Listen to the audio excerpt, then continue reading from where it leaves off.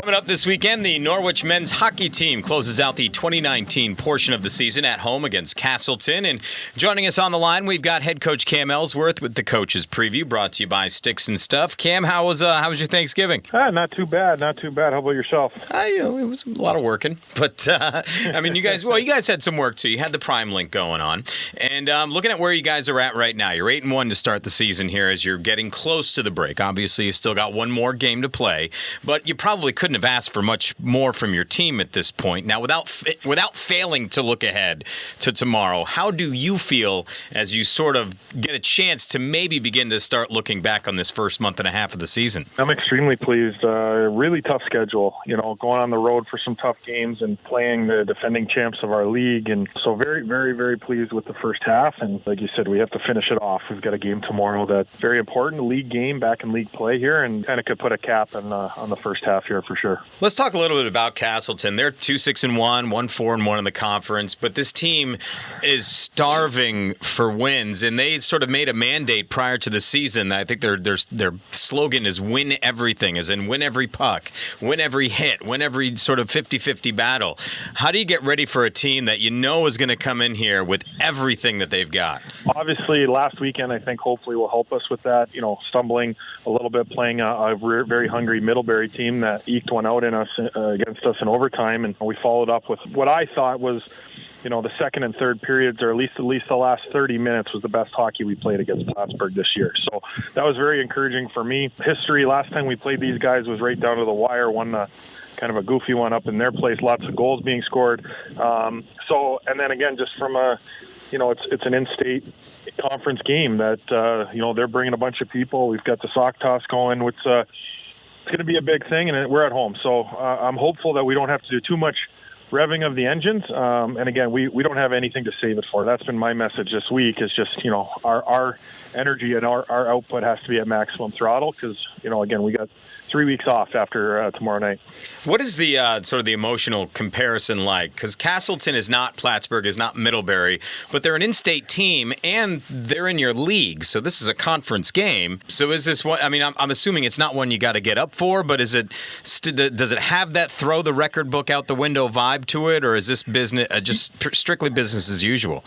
I've tried to be less about than business as usual. I really want to get up for every game. We only play 25, and they're all really important. And, I've tried to make it, whether we're playing Hobart at Hobart, UMass Boston at home, or Castleton at home, we have to get up. Because that's really, what gives us our edge. It's just our energy, and it's the way our group performs for each other. And we have to have attention to that. So we know who they are, and they are hungry. And I've talked to their coach, and they feel like they've made a lot of strides, and even though their record maybe isn't what they want it to be. So they beat a very, very good Curry team last weekend. Again, they're coming in feeling good, and we're gonna need everybody to give them a show here this weekend. No, I would agree that they're a deceptively tough team because the record doesn't reflect what they've got on the ice. Let's talk about the break that's coming up, though. Do you think it's? Health-wise, is this coming at a good time for your team? I know you guys are a little banged up.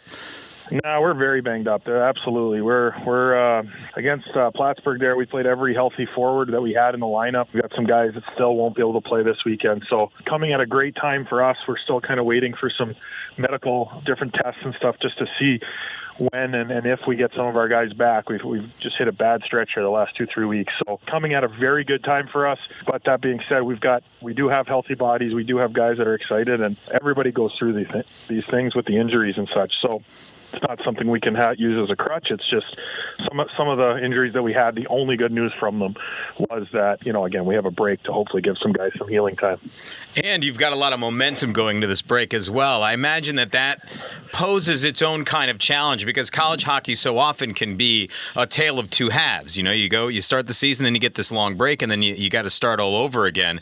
How, as a coach, do you try to make sure that your team can maintain momentum as you go into a break and come back? I think that, like last year, again, we used the break as an opportunity to reflect and kind of start over and look where we could improve. And again, without knowing the result of tomorrow, I think we have to do that again. Our goals are long term, and we want to continue to grow to be the best team we can be at the end of the year. So I approach things week to week, Again, we've talked long enough. I'm not too concerned with even record as much as the way we're playing, and definitely not ranking. So it does get back to kind of a business-like attitude. And again, we have men here. We have men that are here, and they're very serious about what they're doing. They're very serious about their commitment to each other. So I have to put some trust into them, and I do believe that they will respond in the way that they train during the break. And, again, while letting their bodies heal and refuel, and while they're seeing their families, I don't think there's going to be anybody that's,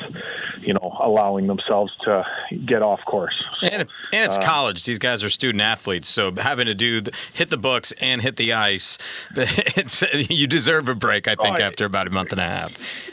Yeah, and I don't think people realize just quite what our guys go through. And, again, I'm sure that's the same story for everybody. But, like yesterday we had guys that missed practice because they had to give presentations. We have guys that are leaving, going right to the library to study. We got finals next week. So, it's really admirable the amount of effort that they put forth, not only in on the games and when people see them, but what they do in practice.